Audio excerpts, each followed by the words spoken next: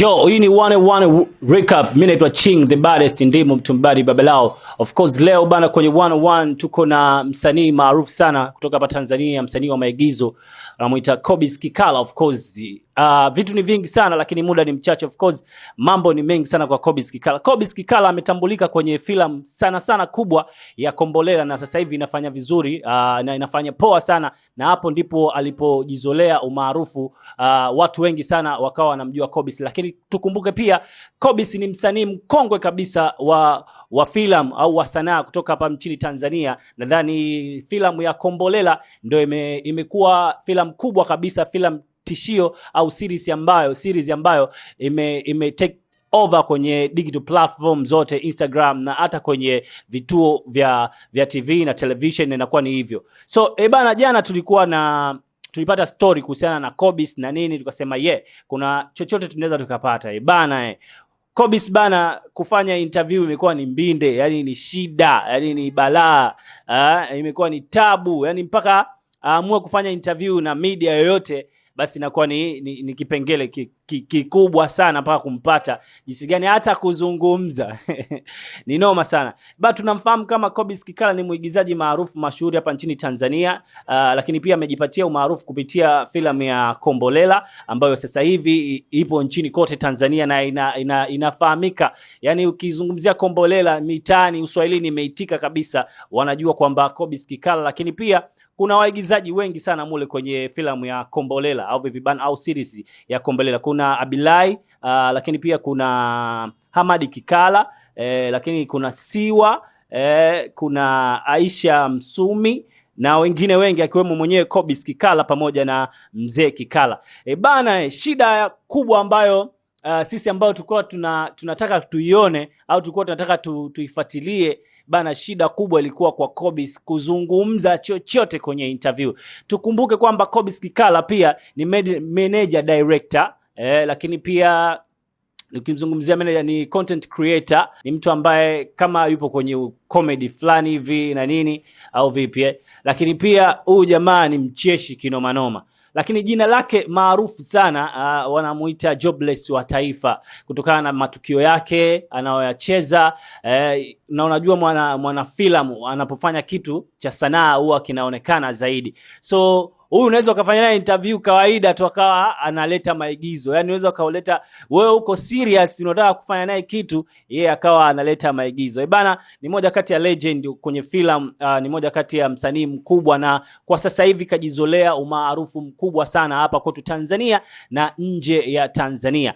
Bana, hii hapa ndo ilivyokuwa, jinsi gani mahojiano ya kati ya 69 Media pamoja na Kobisi wakati walikuwa kwenye moment fulani katika mtaa fulani hivyo wa Magomeni. Amezungumza vitu vingi sana, lakini angalia ilivyokuwa mbiringe na moto mpaka kupata mahojiano au kuona anazungumza chochote katika kile kitu ambacho tunaweza kukifanya.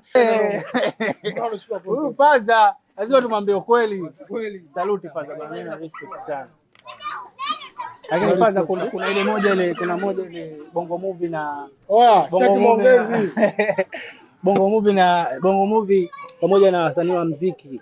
Afu kama umepigwa penalty hivi goli limeingia, ilikuwaje ile mzee wangu?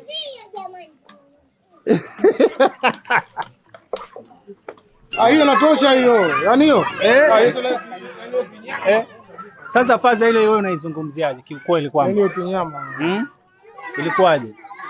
Big time tuizungumzie sasa sana. Unajua Faza kiukweli you a long time kwamba uko kwenye hizi kazi kiukweli. Mimi mwenyewe binafsi nimeanza kukuangalia tangu kazi. Ndio nipeni hela tuzungumze. Tumekuona sasa hivi umekuwa. Lete hela tuzungumze. Hela hatuna. Basi chukua time. Au vipi? Umemsikia jamaa wetu anasema tuchukue time, lakini sisi tuna respect kitu ambacho anakifanya na ndio maana tuko hapa. Au vipi bana? Hata mimi na respect kitu unachokifanya. Sahihi mwanangu. Sisi hela tunapambana, tuna force. Iko siku utapata hata 30, 100 tutakuja kumshikisha baba wetu hapa ili at least na sisi tuende zetu mjini, kwa sababu tuko na legend, na legend siku zote labda ikuwa legend tu. So ni lazima kufanya naye kitu. Kimsingi ana mchango mkubwa kwenye tasnia ya Bongo Movie au vipi bana, na anafanya poa sana. Na sasa hivi tumeona kila sehemu, kila kona tumeona wanatamba, wana enjoy na anakuwa fresh kinoma noma. Bana, big time. Mimi naitwa Ching the baddest, ndimu mtumbadi baba lao. Tuko mtaa fulani hivi tuna enjoy, lakini moment kama hizi mdogo mdogo kwa kuna movement fulani za shoot video, na nikasema 69 hatuwezi kukaa kinyonge, lazima tuibuke kufanya kitu fulani cha kwenda. Bana, respect kwako behind, unamuona mshikaji hapo, au sio bwana? Kobisi Kikala. Ai. Huyu hapa ni Kobisi Kikala. Kiukweli kwamba 69 Media na hii ni recap, tunamrespect sana kwa kazi kubwa anayoifanya, lakini kiukweli ni mtu ambaye yani ujipange kwenda kufanya naye interview. Asante. Hii hapa ni 101 recap, tumekupitisha kwa Kobisi Kikala ambaye pia ni mwana filamu mkubwa nchini Tanzania, lakini pia ni content creator, lakini pia unaweza kumweka kwenye comedy.